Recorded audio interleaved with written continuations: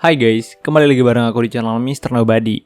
Sebagai salah satu hobi yang paling digemari di seluruh dunia, games pasti memiliki jumlah player yang sangat luas dan tersebar di setiap negara termasuk Indonesia. Games mulai digemari di Indonesia pada awal tahun 2000-an dan terus berkembang sampai sekarang. Games dengan mudah diterima di Indonesia karena tidak sulit untuk memainkannya dan karena game sendiri juga dapat diakses oleh semua kalangan, mulai dari anak kecil sampai orang dewasa. Dari dulu sampai sekarang, sudah ada banyak games yang telah masuk ke Indonesia, baik itu game konsol, PC, ataupun mobile. Bahkan, terdapat beberapa games yang memiliki masa-masa popularitasnya tersendiri, yang artinya ada kalanya sebuah game sangat terkenal dan dimainkan oleh mayoritas gamers yang ada di Indonesia. Oleh karena itu, di video kali ini aku bakal nampilin 7 games yang pernah populer ataupun yang masih populer di Indonesia saat ini. Tapi sebelum lanjut, like video ini jika kalian suka atau dislike jika sebaliknya. Yang pertama ada GTA San Andreas. Oh shit, here we go again. Jika kalian adalah seorang gamers veteran, pasti sudah sangat mengenali game yang satu ini. Dirilis pada tahun 2004 oleh Rockstar Games, games ini adalah salah satu pelopor games open world, juga sebagai salah satu pemicu meluasnya games di Indonesia. Konten-konten kebebasan di games ini adalah satu alasan mengapa games ini sangat terkenal dan populer di kalangan gamers, baik di dunia maupun di Indonesia. Tema open world di games ini juga adalah hal yang baru di dunia games pada kala itu, dan merupakan hal yang sangat menarik karena kita dapat menjelajahi setiap sudut dari map game ini yang sangat luas. Walaupun telah berumur 18 tahun, namun GTA San Andreas masih memiliki players yang cukup banyak hingga saat ini. Hal itu disebabkan karena solid dan kompaknya fandom dari games ini yang terus menciptakan mod-mod baru agar games ini tidak mati dan tak kalah dengan games-games yang ada saat ini.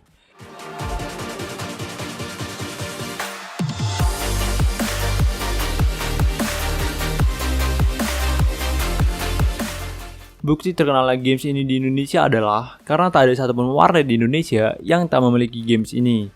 Dan for your information, GTA San Andreas menjadi games dengan penjualan terbanyak pada PS2 dan bahkan memenangkan Game of the Year tahun 2004.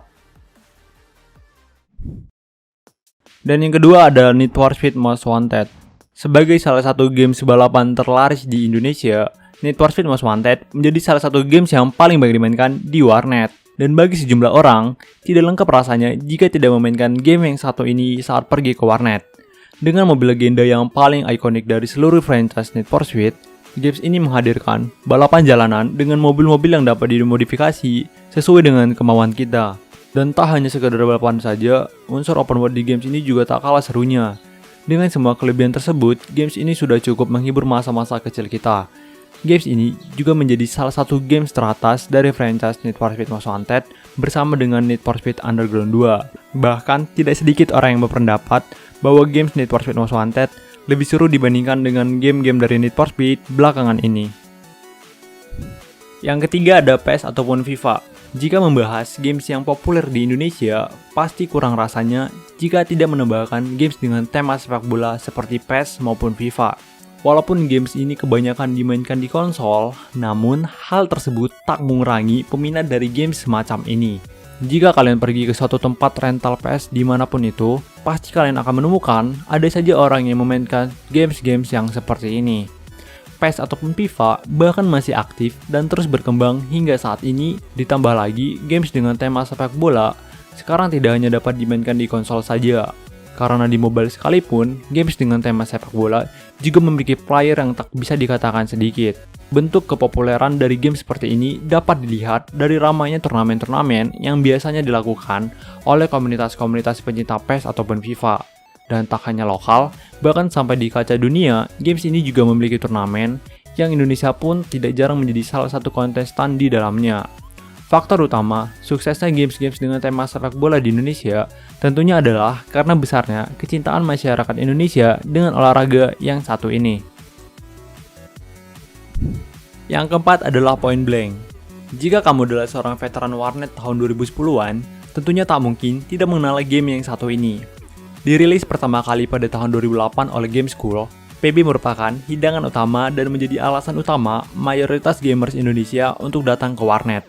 Tidak jelas asal-usul dari mana Point Blank ini mulai menyebar. Namun, dalam waktu dekat setelah warnet muncul, games yang satu ini langsung menjadi nomor 1 sebagai games yang wajib dimainkan di warnet. Alasan utama mengapa Point Blank menjadi games FPS terlaris kala itu adalah karena pada awal munculnya, Point Blank diboncengi oleh naiknya tren warnet pada saat itu. Dan juga karena Point Blank sendiri merupakan games gratis dan sebagai jalan keluar bagi orang-orang yang ingin memainkan games FPS seperti Counter-Strike yang merupakan games berbayar. Walaupun PUBG pernah melakukan lempar tangkap developer dari game school kepada Garena, namun hal itu justru membuatnya semakin populer kala itu. Turnamen internasional Point Blank juga tidak jarang digelar, dan bahkan Indonesia sendiri sudah beberapa kali menjuarai ajang bergengsi ini. Dan hal tersebut dapat membuktikan bahwa Point Blank di Indonesia bukanlah games biasa. Yang kelima ada Mobile Legends. Siapapun dari kita pasti tahu atau pernah mendengar nama legenda seluler ini walaupun tak memainkannya. Games yang satu ini sangat populer di kalangan gamers mobile Indonesia karena memiliki keunggulan dari segi komunitasnya yang sopan, teman gua berempat ngen. ramah, Gue ini mage, aku. tidak kasar, bertoleransi, Jawa anjing, mau datang bahasa medang anjing kampungan. sayang binatang,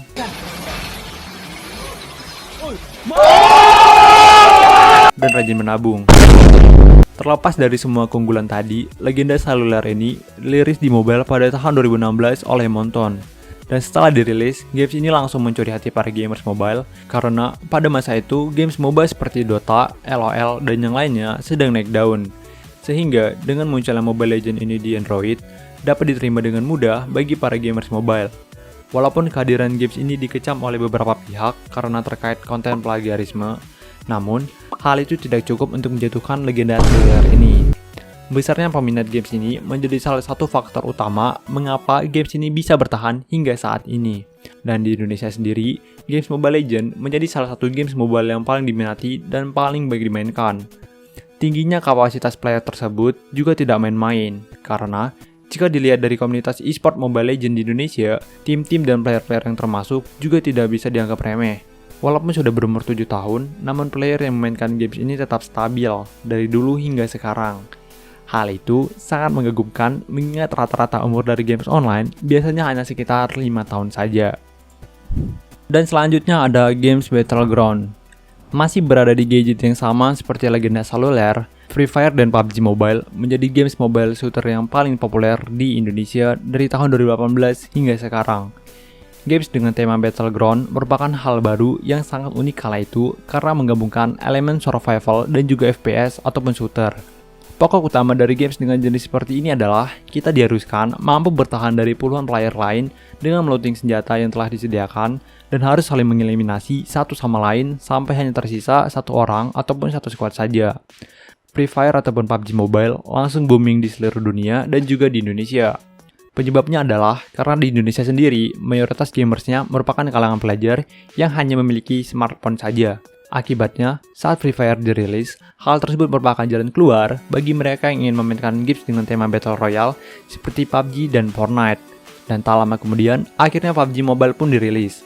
Hal tersebut sangat disambut baik bagi gamers mobile yang ingin merasakan games Battle Royale yang sesungguhnya. Dan pada akhirnya, peminat games Battleground di Indonesia pun terbagi menjadi dua, yaitu kubu Free Fire dan PUBG Mobile. Dan sayangnya, dua kubu tersebut tak dapat akur dan saling bermusuhan. Namun, terlepas dari hal tersebut, baik player dari FF ataupun PUBG Indonesia juga melahirkan pro player yang berbakat di dunia e-sport mobile.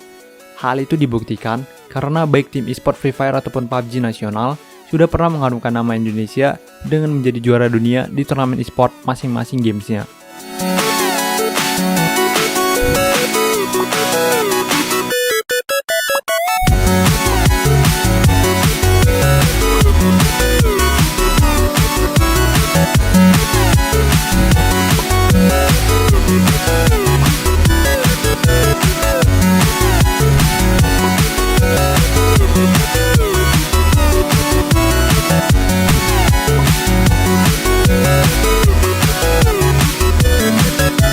Dan yang terakhir ada Valorant.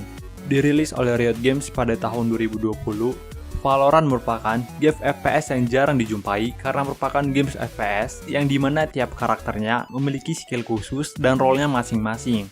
Gameplay dalam games ini tak sulit untuk diikuti, dan juga setiap match-nya hanya memakan waktu sekitar 8 sampai dengan 12 menit saja. Pandemi coronavirus yang lalu merupakan salah satu alasan mengapa games ini memiliki player yang sangat banyak di dunia. Walaupun tak sepopuler Point Blank, namun Valorant di Indonesia tetap banyak diminati karena sekarang ini komunitas gamers di Indonesia juga sudah berkembang. Banyak gamers di Indonesia yang mulai melirik games-games di PC, terutama di kalangan SMA sampai dengan kuliah.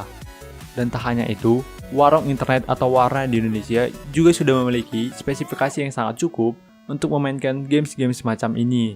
Ditambah lagi, Valorant sendiri juga tak memerlukan spesifikasi yang tinggi untuk dapat dijalankan dengan mulus. Alasan lainnya adalah, untuk memainkan game Valorant, kita tak perlu mengeluarkan uang sepeser pun, karena games ini dapat diunduh secara gratis. Dan juga, games ini bukanlah games yang menguntungkan bagi playernya yang mengeluarkan uang lebih demi microtransaction di dalamnya. Artinya, games ini bukanlah games pay to win. Walaupun games ini masih memiliki kapasitas yang transparan di Indonesia, namun jumlah player Valorant di Indonesia terus bertambah tiap tahunnya. Bahkan, games ini dirumorkan akan menjadi games FPS e-sport terpopuler mengalahkan CSGO. Oke guys, jadi itu adalah 7 pilihan games dari aku yang pernah viral di Indonesia ataupun yang masih viral hingga saat ini. Mohon maaf jika aku ada salah kata, dan jika ada video games yang belum terdapat di video, kalian bisa koreksi dengan menulisnya di kolom komentar. Terima kasih karena telah menyempatkan waktu untuk menonton video kali ini. See you in the next video. Tata titi tutup, pergi dulu. Dadah!